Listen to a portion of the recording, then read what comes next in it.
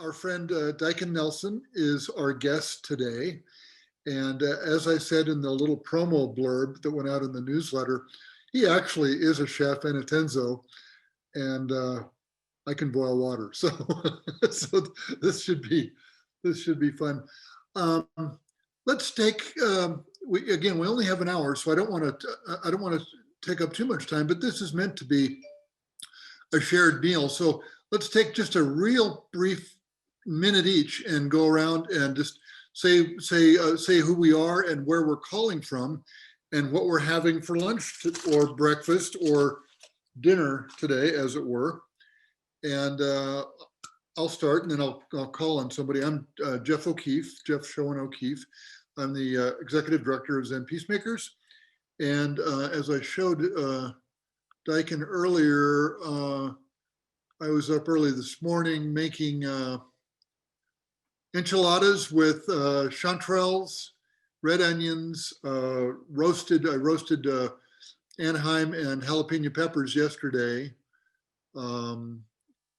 cheese and toasted pine nuts, and then put those together today. And it ends up being kind of a glorious glop. It's more of a I don't know what it is. It's more of a casserole than anything else. So I have that. I have a little bit of Greek yogurt, which we eat Mexican food almost every day, and we use Greek yogurt instead of sour cream these days. It's a little more healthy.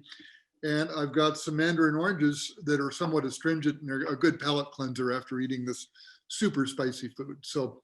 And Daiken, maybe I'll go to you, and then we can then you can call on somebody, and we'll just share what we're eating and where we are. And my name is Daiken. I'm in Manhattan, in New York City, and I'm eating an omelet that is made with oyster mushrooms that a friend of mine grows in the closet of his apartment.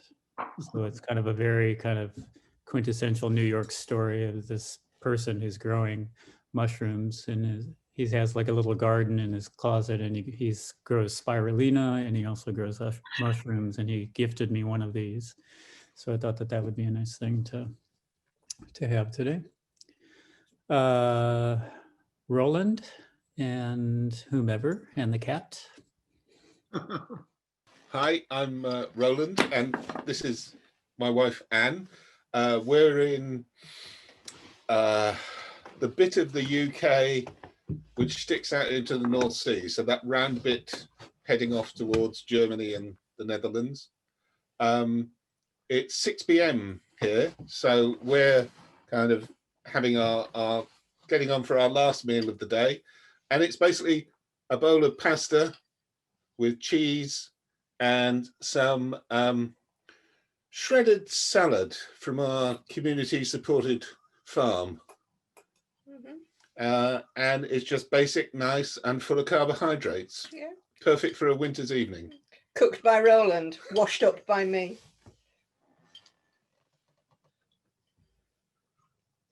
Oh, yes. Oh, people keep pinging around.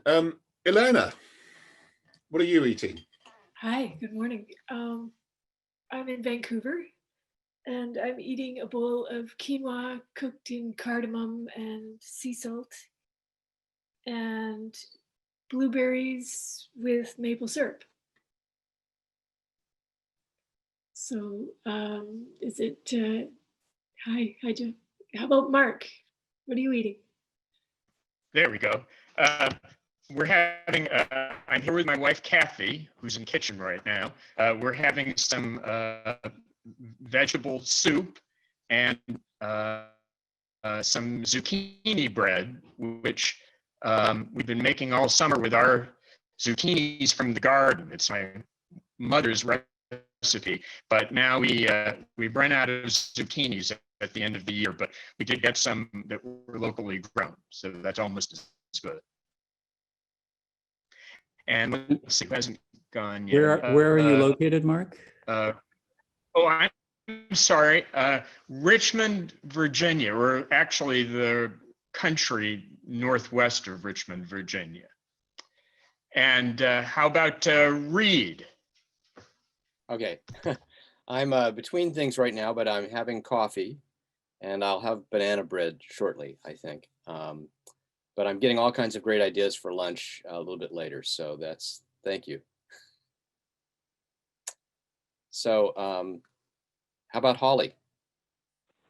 That was a good segue, Reed, because I'm also having coffee. My name's Holly, the current program director here at ZPI, and I live in Los Angeles, California. And I'll be really honest and transparent that I had 2 vegan cookies before this event while I was posting on the Hive. So I don't know what that meal counts as, but that's something. And I'll throw it over to Sandy. Sandy, what are you cooking up today? Hi, everyone. Actually, I was cooking just a little bit.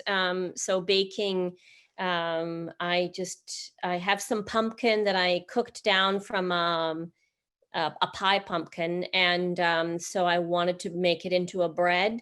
I've just finished some yogurt, a plain yogurt with granola that I make, and maple syrup from my son who taps the trees, and sea buckthorn berries from an orchard a few hours away from me. They're tart, and I like that in the yogurt. Yes, and I'm in Ontario, Canada, and lovely to be with you. And I'm not sure who has not yet shared their meal at this point. The Canadians are eating maple syrup. Seiko, I think, is still yet to share. Hi, sorry, I forget there is a lunch now in Brazil. Brazil, we have 3 p.m. now. I have one salad with tomato,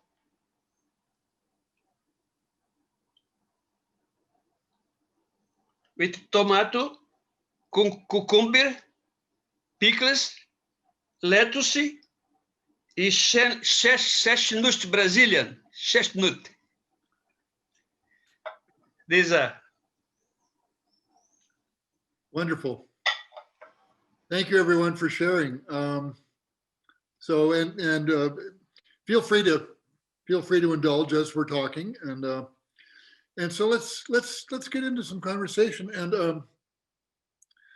Daiken, I don't want to necessarily indicate you need to give a Dharma talk here, but we might as well start with the topic that really is, at the core of this. Now we're relaxing and we're enjoying ourselves and we're having fun, but in our practice, cooking and eating together and being mindful of our food, and particularly as the Tenzo, the head cook, is, and I don't want to say the most important thing, but it's very much a primary focus when we're together that way, and when we're alone.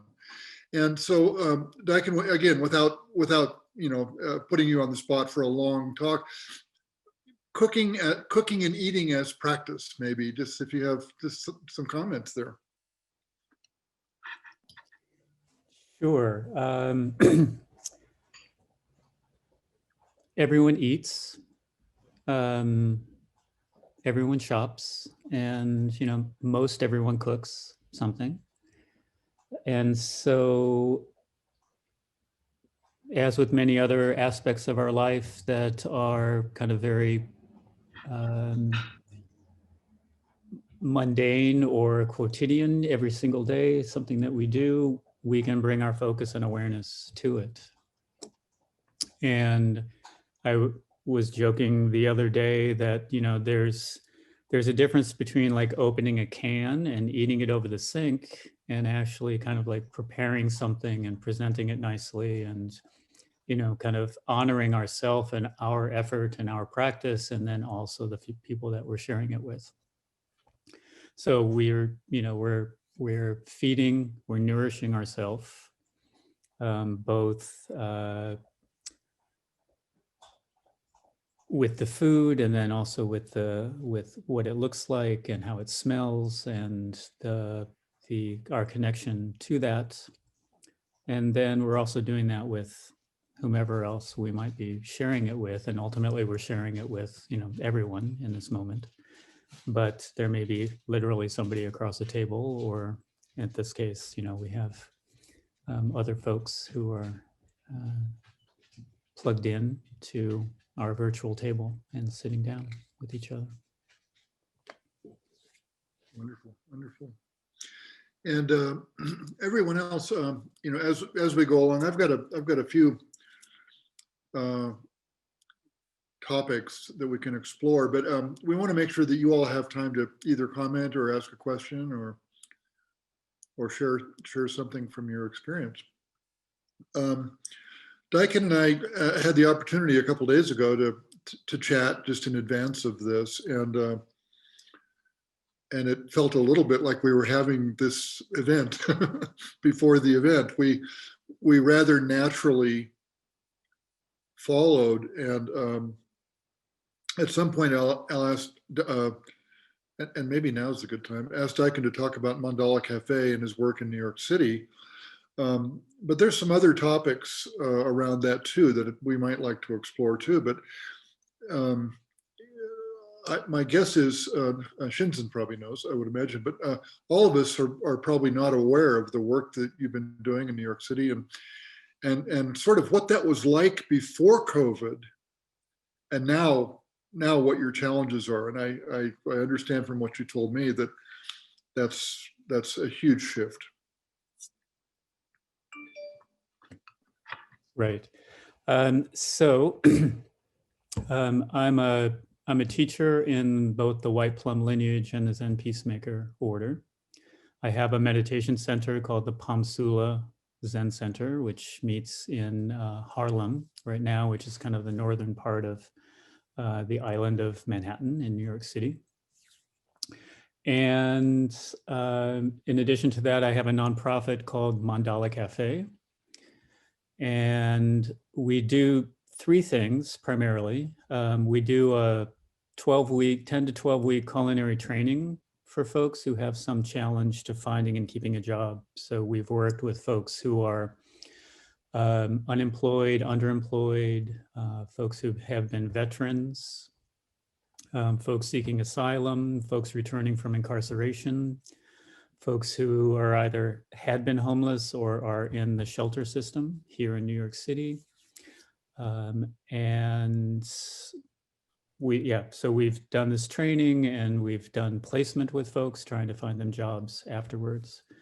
And then also as part of that, we've had a catering business. The second thing is this a small catering business, which is on the job training and some part-time employment for the trainees in our program. And then for the last 5 years or so, we've been doing a weekly meal where we've been feeding folks every Wednesday, and working with a couple churches and now a synagogue to provide a space for the cooking and the serving to happen.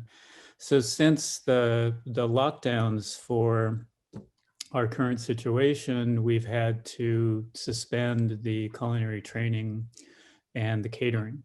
No groups are meeting, so they're not hiring us to cook food for them for their meetings and programs and things. So that's on hold, but starting again in May, we began cooking our weekly meal again. And since that time, we've been feeding somewhere between 150 and 200 meals each week. We're now up to 4,000 meals that we've served, and we've had over 300 hours of volunteer support from people. So it's really great because people who want to be doing something have this outlet, once a week, or there's the one program that we do once a month. And we started out with around 100 meals and then quickly realized that we needed to scale up. And so then we did 150 for a couple months. And then starting beginning of last month, we started doing 200 meals just because there are more people. And we put those together in to-go bags. We have bags that we hand out to folks, and those meals are gone in under an hour. So we're just at a table on the street, and we're just handing those out to people. And we'll continue to do that through the winter and continuing on. And at some point, we might be able to kind of have something inside, which is what we had before until the end of last year, and to have it be more of a kind of a sit-down situation. But we've kind of pivoted into just providing a meal for folks each week. Are you are you seeing more demand, more people who are in difficult situations who, I mean, you turn on the national news and we're seeing long queues of people in their automobiles waiting for food bank, not deliveries, but to pick up food at food banks and so forth. And the striking thing about it is these aren't 25-year-old cars. These are people who have not experienced this before. So I'm curious, among the more vulnerable populations in New York City, are you seeing this demand really spike? Yes. As I said, we started out with 100 meals, and those were gone in about 30 minutes. And so then we went up to 150, and we did that for several months.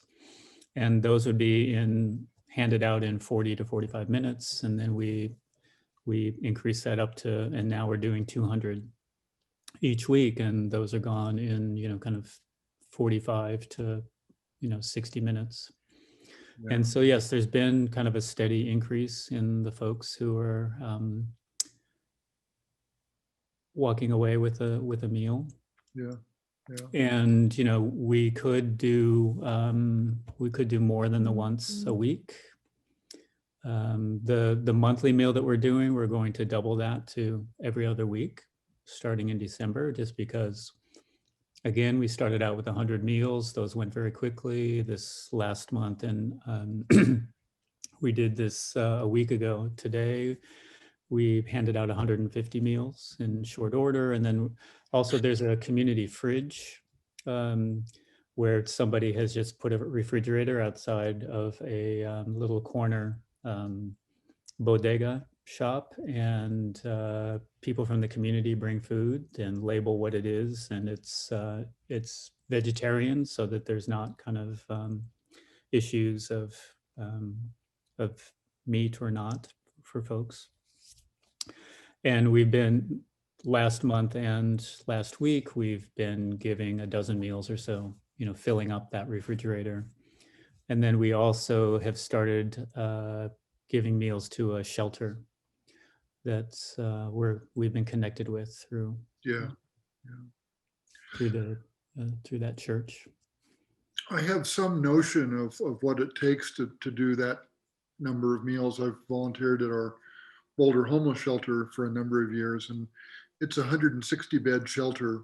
And and in normal times, we provided, I think I mentioned this the other day, hot breakfast and hot dinner. And then people would spend the night, but they would need to leave in the daytime.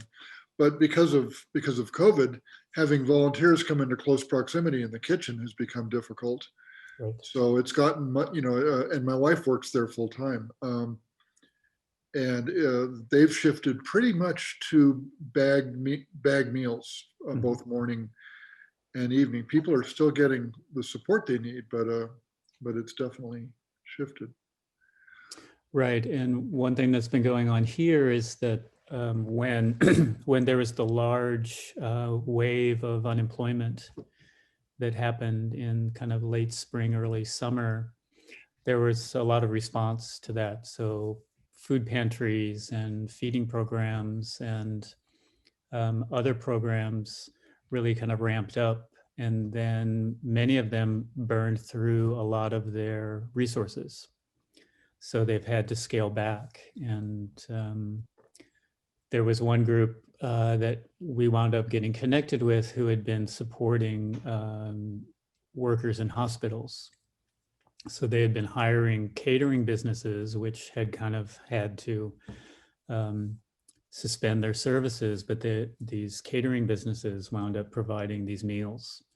And then as the need in the hospitals diminished, we got connected to one of those groups who, subsidized our meals for a couple months, and then they had kind of burned through their resources as well. So that's one thing that's happening, is that many of the programs that had been feeding people, or food pantries offering kind of non-perishable food for folks, all of them have, and then there's the whole kind of logistics of transporting things from place to place, just because of the demand had increased so much that that became an issue. So a lot of those services have been diminishing over the last month to 6 weeks or so, as we're moving into winter, and which brings up weather issues and other things. So, and this is just, these are just my thoughts, my ideas. I don't know if there's anything necessarily true here, but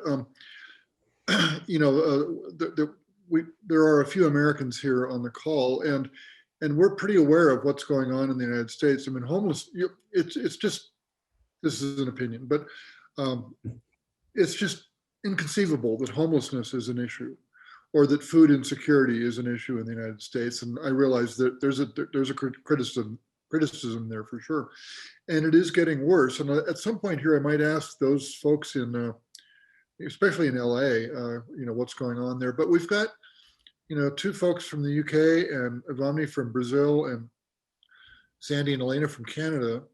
I'm wondering if anybody wants to just make a short comment here, if in your locations, if you're seeing these kind of, was there a baseline of homelessness and food insecurity before COVID, and is it increasing? Feel free to unmute yourself and share if you'd like. Don't feel put on the spot, but if something occurs to you. Can you hear me? Is that Sandy? Anne, I think. Oh, hi. Sorry. Hi, Anne. Yeah. Hi. Here in Norwich, in the east of England, about 200 miles away from London. On the face of it, Norwich looks a very affluent, comfortable city, but there is an underbelly of street homelessness. A lot of people who are inappropriately housed, who find it difficult to sort of cook for themselves. And there are 5 groups in the city who provide each evening like a street kitchen, where they will cook food, hot food, and then give it out to people. They see between 50 and 60 people an evening, every evening. Those numbers have stayed more or less the same due to COVID, but what has increased in the city is the number of food banks and the number of people, like you were saying about the people who are rocking up to food banks. They don't look poor, but these are people who quite quickly they've lost their livelihood. People who work freelance teachers, freelance musicians, and that has increased massively. Our city council would tell you that there is no such thing as street homelessness in Norwich. I think they've got an image problem, and they need to look what's under their noses. So the people using the street kitchens, that has remained the same, more or less. But the food bank issue, that really has increased. And I think generally what people tend to be some maybe looking out for each other a bit more, just buying that little extra from the supermarket, and just very gently saying to a friend or a neighbor, here, have this. Because some people, they do feel a little bit uncomfortable. Yeah. So I think that's my impression of what's happening in my city. I know several people who work regularly at the soup runs. It's all volunteers, and but it's there. It exists.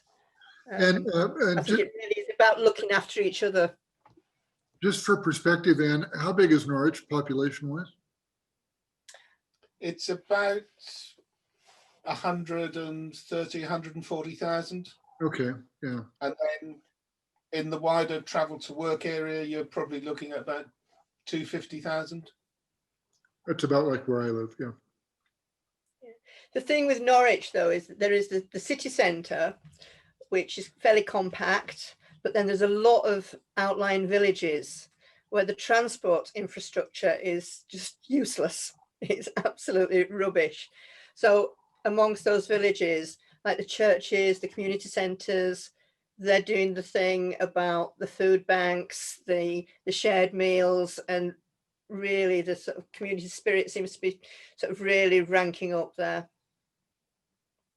Thank you, Anne. Anyone else? Ivani or Elena or Sandy? I'm kind of interested in what's going on in Vancouver, BC. That's one of my favorite cities. Sorry, my English. It's okay. Your English is fine. Yeah. So, I am a student of Genro Roshi. So, 2 times he came to he came to Brazil for a street retreat in Rio de Janeiro,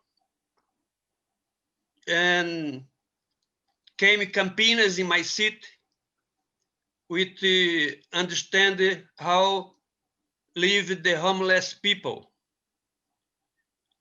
Maybe next year he came to Campinas.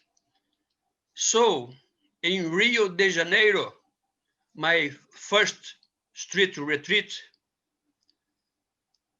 I have an impression like many people help the homeless people to eat, to serve it. But here at Campinas, I don't know what the situation now, my city. I came to this talk, this invite, because in this pandemic, I decided to accelerate my practice Zen. And I do now one schedule for day for me. And I would like put the cook like my Zen practice every day. Because I am only, I have no on a sangha near. So I, in this pandemic until December, I wish have one daily practice more constant, since to prepare my food. Because my mind is very very, so for me cooking maybe is my more focal, like my Zen sitting. Thank you. Thank you, Seiko.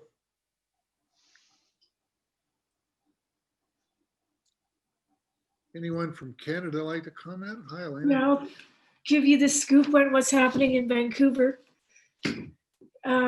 Well, before the pandemic, we had a huge problem with homelessness because the cost of living here is absolutely outrageous. It's one of the highest, most unaffordable cities in the world. And our rents are comparable to New York or higher, but with low wages.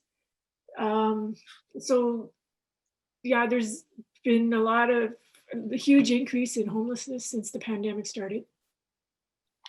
And there's one particular neighborhood in the center of the city called the Downtown East Side. That's the poorest neighborhood in the country. And my brother lives down there. I was just visiting him a couple days ago. And like every time I go there, it's just like, I'm just in a state of disbelief.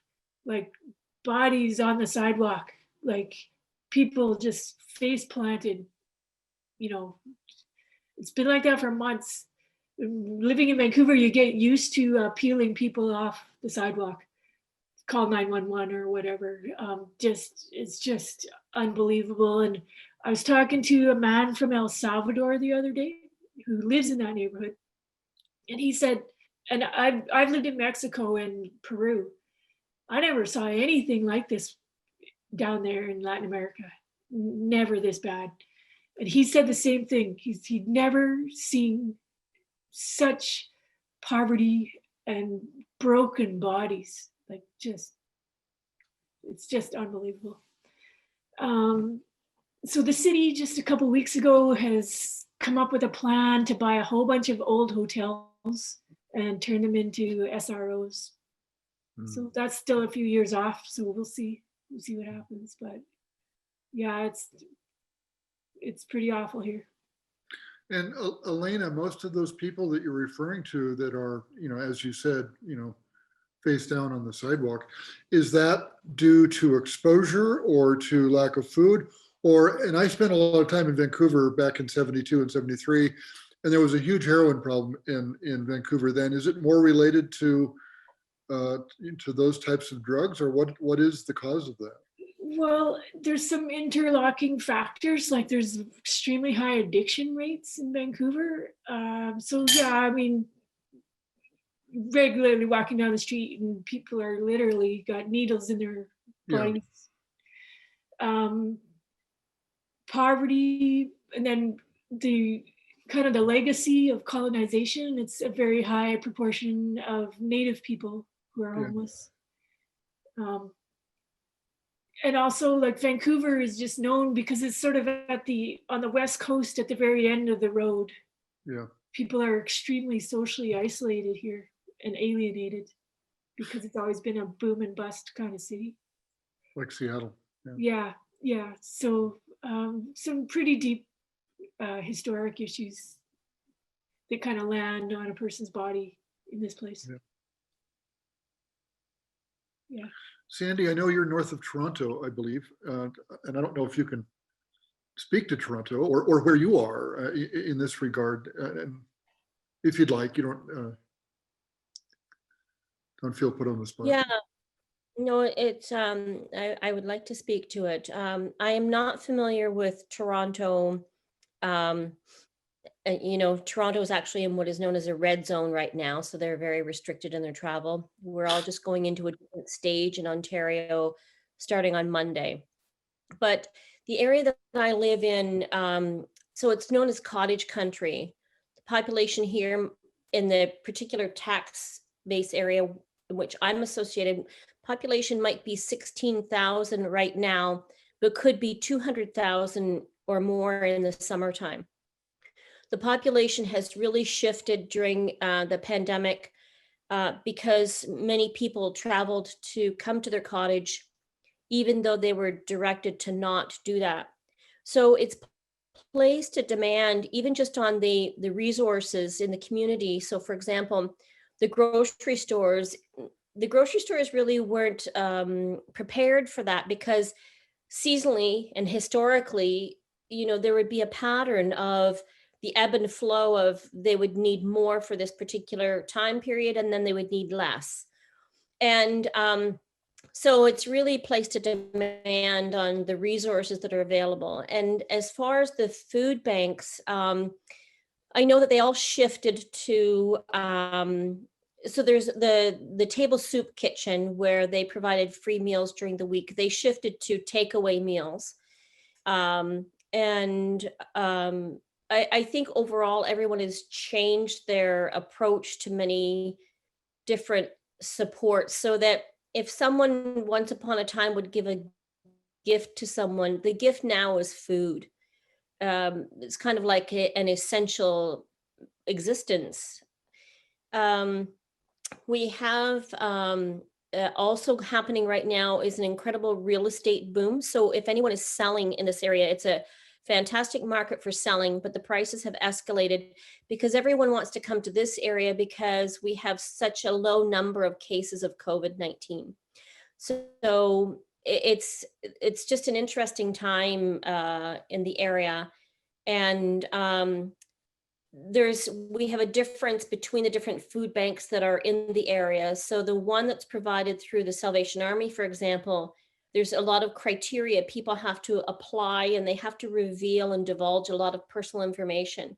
And that's where a place like the Table Soup Kitchen or some of the other churches, there's no requirement for you to justify that you may be requiring of food. It's just that if you feel you are needing of food, then you will receive food. Yeah. So, yeah. Thank you, Sandy.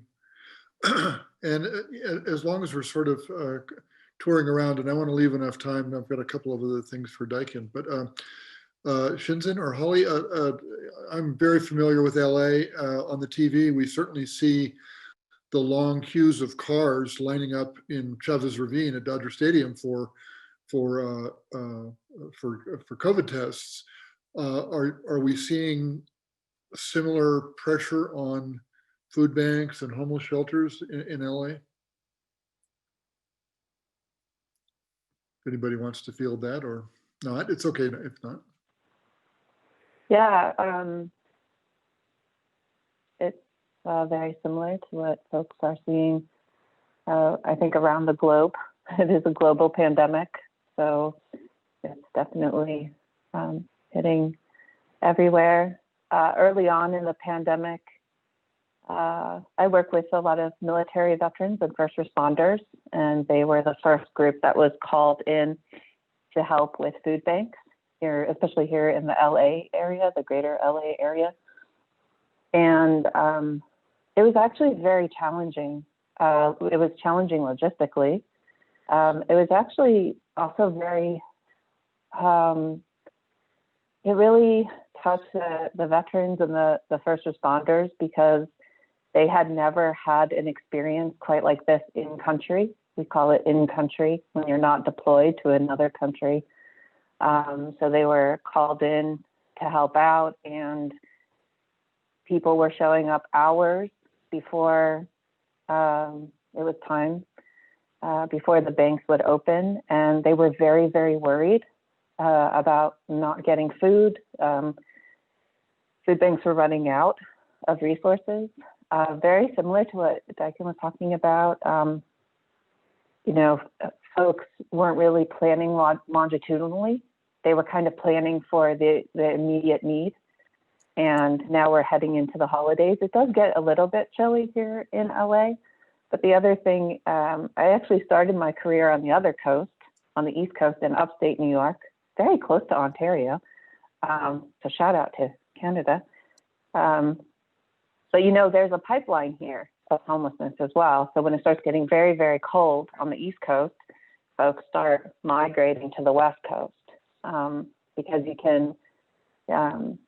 can find places to sleep here. It's a little easier on the body. So we definitely have seen, we have always needed additional resources for homelessness here in LA, in California, especially Southern California. But yeah, we've seen an incredible uptick here in LA. It's very expensive to live here. There aren't a lot of resources. And I think folks are really curious about what's going to happen next. There's a lot of curiosity about what will happen next. So that's a report from LA. Thanks, Holly. I would just add to that, you know, here in Los Angeles, it's very similar to Vancouver. It's always been a place where, and I liked very much the way Elena put it, historic issues land on a person's body. Lots of them come together here too. And so it's hard to tease out and to, you know, separate out all the ways in which we have an addiction problem, a mental health problem, a homelessness problem, and a food insecurity problem. All of them, of course, come together in complex ways. But one of the real problems is that so much homelessness and so much food insecurity is hidden. There's so much obvious homelessness, so much obvious need in you know, you can see people on the streets suffering from addiction, suffering from mental illness, dual issues most of the time. But then there are so many people who have recently lost jobs who, for one reason or another, try to separate themselves from that other population and sometimes don't get served as easily as they should be. And so it's a very bad situation here. Daiken and I were talking the other day, and maybe he can comment about New York City, which is one of the great culinary epicenters in the world, of course. But that, you know, somewhat ironically, I guess that's the right word. One of the industries that's being so heavily impacted at a time when people are hungry is the food industry, especially, you know, food preparation and food service. My daughter is a sous chef in San Francisco at a fairly high-end place, and she's fortunate enough to still be there. And they're doing almost entirely takeout. But you know, she's been very, very lucky, but not everybody so. And it's back of house and front of house. And I think that industry in particular is just really being hurt. And these are people who are, in many cases, probably not that used to being in dire straits that way. Daiken, I don't know if there's anything you want to add about New York in particular. There's just such a big restaurant industry there. Yes. Well, they're projecting right now 30% of the restaurants have closed. They've been forced to close because they couldn't make things, they couldn't make a go of it, even doing, I mean, first of all, they closed everything and then they opened it back up to only takeout and delivery.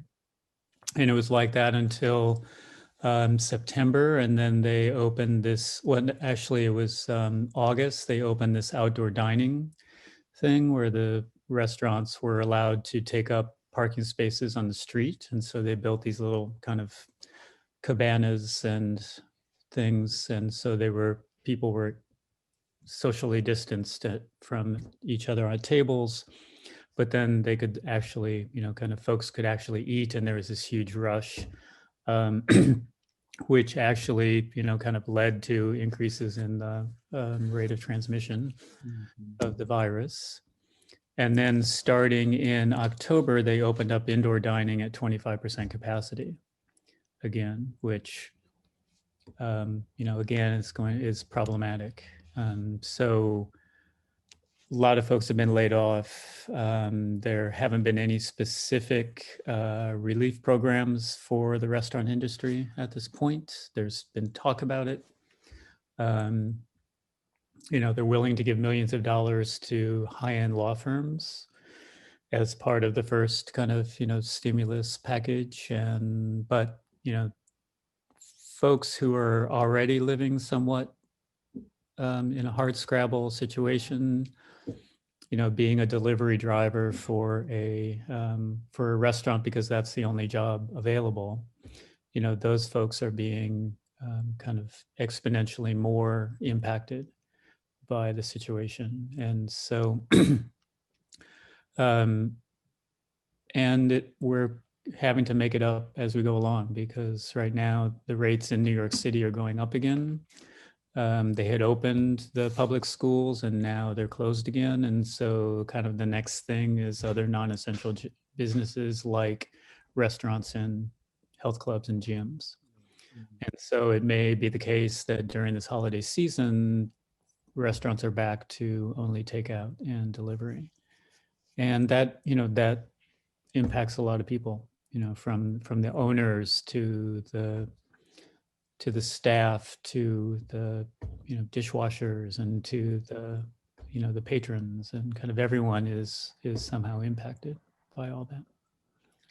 Daiken and I were, again, we touched on this the other day, and we both agreed that it's kind of for workers in that industry, there's kind of a double exposure, in as much as that, and I don't know the number because it's probably a kind of a hidden number, but a large percentage, and I've heard as much as 50 or more % of the workers, especially dishwashers and sometimes servers and prep cooks and things like that, are undocumented. So, once they lose their job, they don't even have the safety net of unemployment insurance or some of those other kind of programs, because they're invisible. And it's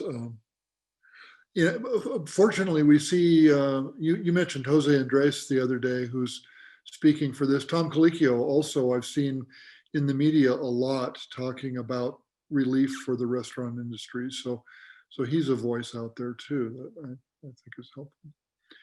I want to make sure, Daiken, that we don't run out of time before I ask you about BCBS.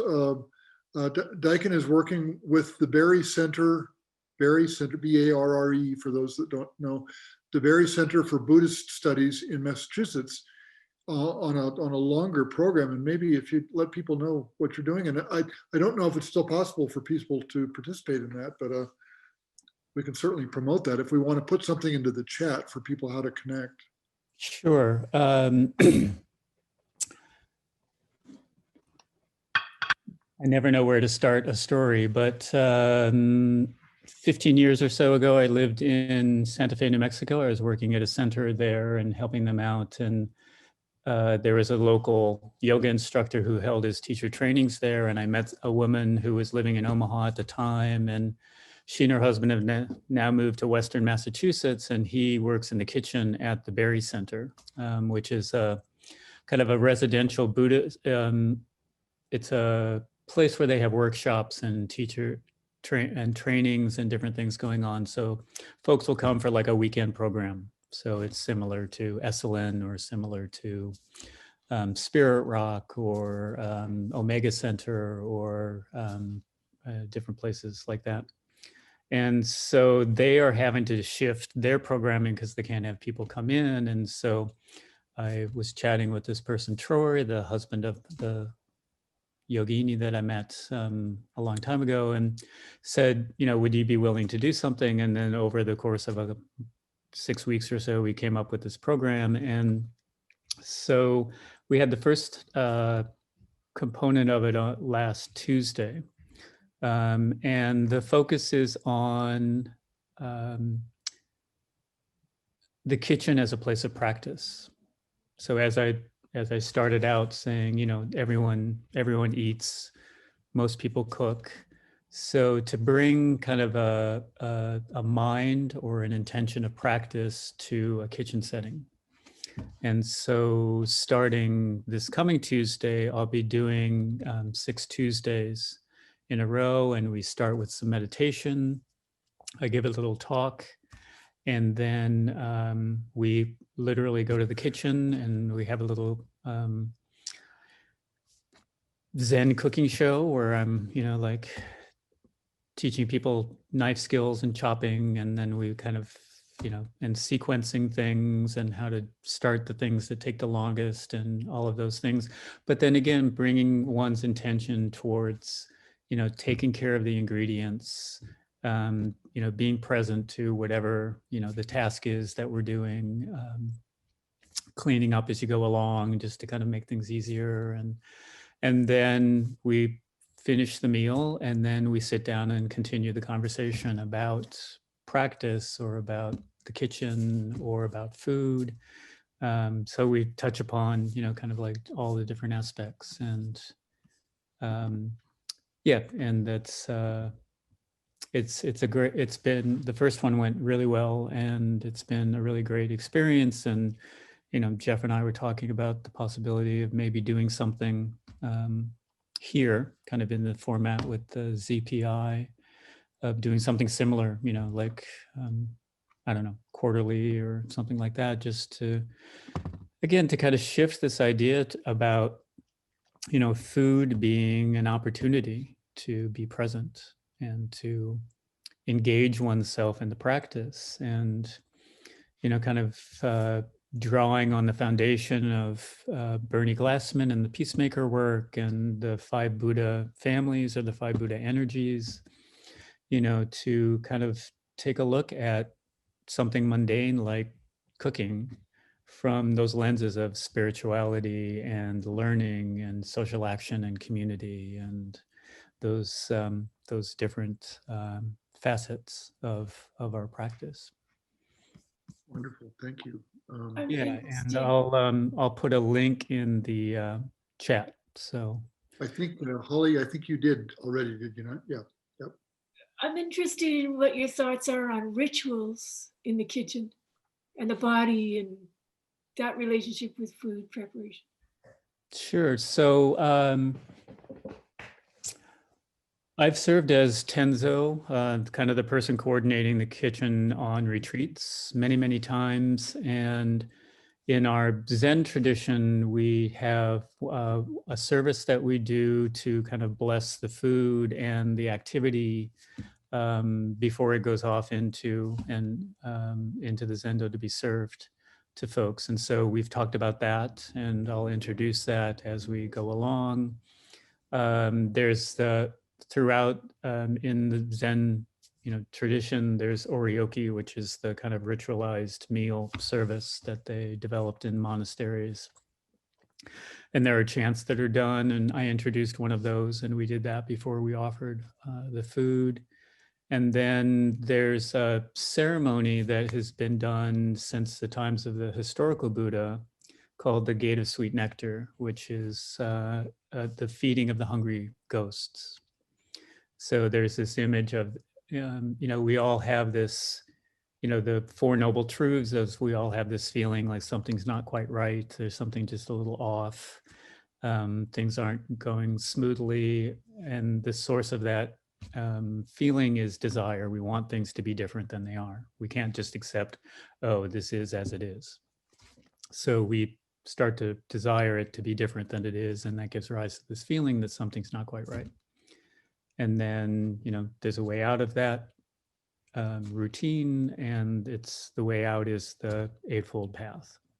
So we've talked about, we'll talk about all of those things. But then going back to the historical Buddha, there's this idea that there are these hungry spirits that are always kind of dissatisfied, and also beings that are suffering on some level. And so there's a ceremony that developed to feed all of these hungry spirits. And so we'll also address that. And that's kind of the core ceremony of the Peacemaker work, as developed by Bernie and his senior students.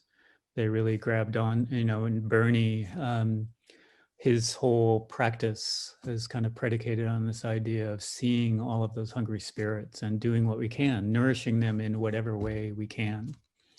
And if that's directly feeding someone, or giving them food, or giving them money for food, or giving them a job, or giving them training, or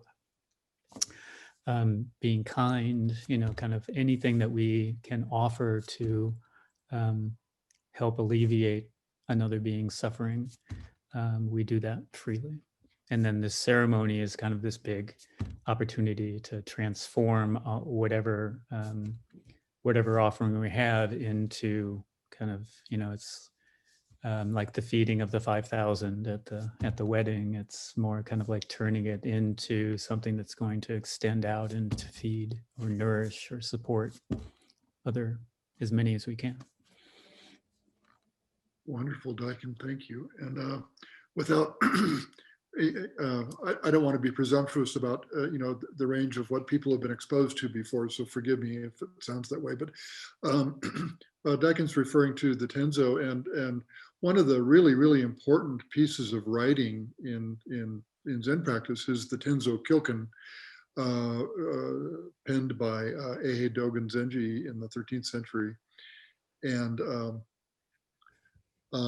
so if you're inclined to go find that, it's a powerful work. Bernie Glassman and Rick Fields in 2013 wrote Instructions to the Cook, which is essentially the translation of Tenzo Kyoken, and a Zen master's lessons in living a life that matters. And if you I don't usually try to recommend books so much, but this is one really worth reading. It's very practical and very applicable and accessible to all of us, no matter what our exposure to Eihei Dogen Zenji from the 13th century. Bernie and Rick really made it alive, and it's one of the great books that Bernie put out. And kind of, we have if I may, just one of the, Dogen goes on at length about kind of the importance of the practice of the kitchen, and how it's often a senior person, someone who's been practicing for a very long time. And he tells all these great stories about encountering these rather ancient practitioners who wind up being in charge of the kitchen because they've been practicing for a long time and have kind of a deep understanding of what practice can be. But then Dogen will say things like, treat the ingredients that you're using as if it were your own eyesight.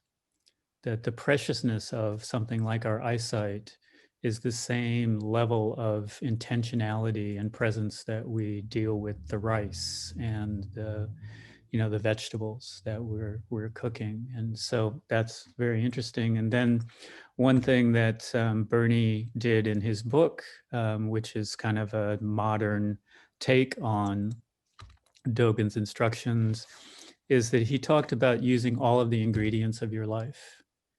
So again, it's the same kind of intention and presence, that we don't only focus on the good things or the things that we like or the things that other people acknowledge and other people give us, kind of kudos for. It's like if we're, if we have a tendency to procrastinate, it's like, how do we use that?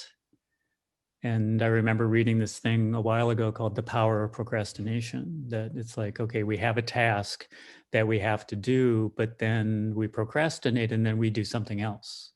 It's like, oh, I really need to get this report done and I don't want to do it, so I'm going to go clean the bathroom. And so the bathroom gets cleaned. So there's a benefit from doing that. But just this awareness of our self as a whole being. So again, it's not just picking on the things that we like. It's, it's the things that, we may not, and again, it's picking and choosing, which is a whole nother issue. But again, it's using all of the aspects of our life, whatever those might be, because there are different, conditions arise for everyone in that. So. Wonderful. Daiken, thank you for that wonderful Dharma note to conclude on. And globally, one of those conditions right now, as we've been talking about for part of this hour, is pandemic, and that has to be one of the ingredients of our life, isn't it? Because there it is. And here we